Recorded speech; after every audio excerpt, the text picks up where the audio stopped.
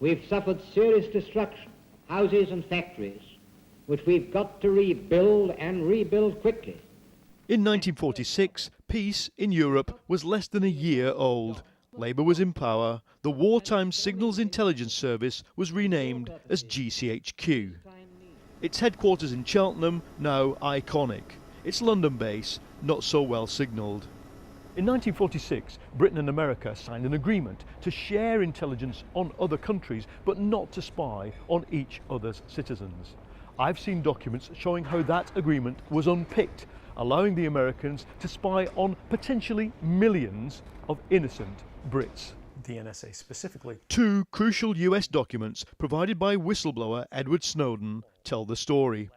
Channel 4 News has seen these documents. The first is marked No Fawn. That is, not for release, even to British intelligence.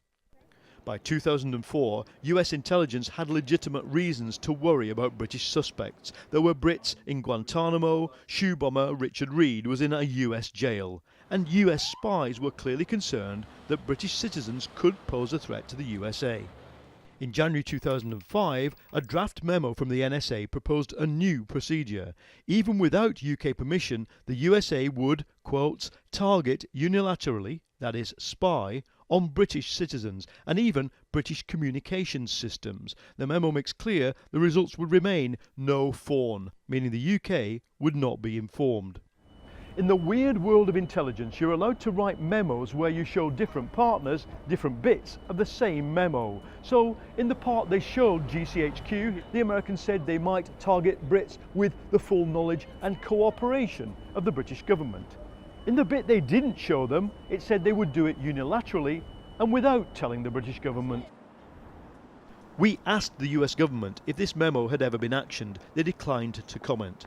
If that was actually implemented, that means that even our really close alliance and relationship with the US wasn't enough to prevent British citizens being spied on without their government's consent and without any British oversight or knowledge. But a second document, seen by Channel 4 News, gives a fascinating glimpse into the extent of American spying on British citizens done with UK agreement. The problem arises because of the large amounts of data we all generate as we interact on email, mobile phone, chat services. In 2004, the memo reveals the UK allowed the USA to store and target any UK landline number linked to a suspected person. On the 16th of June 2007, that was expanded so it could include mobiles, faxes, email and IP address.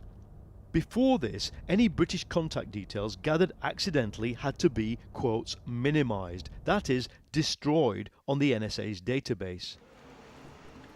The important thing here is who it affects. By definition, somebody whose mobile number or internet address is collected accidentally is not a terror suspect. But it goes further. The USA is using so-called pattern of life analysis. If I email a terror suspect and then email everybody else in my contacts book to come to a party, well, they can have their data collected as well.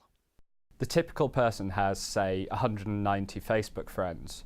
By the time you pull in their friends and their friends too, you're looking at a network of 5 million people.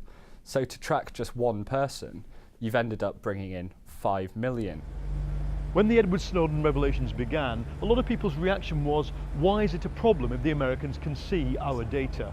These documents show, until 2007, even the British government thought it was a problem. So, who authorised the change? Jack Straw was Foreign Secretary until May 2006.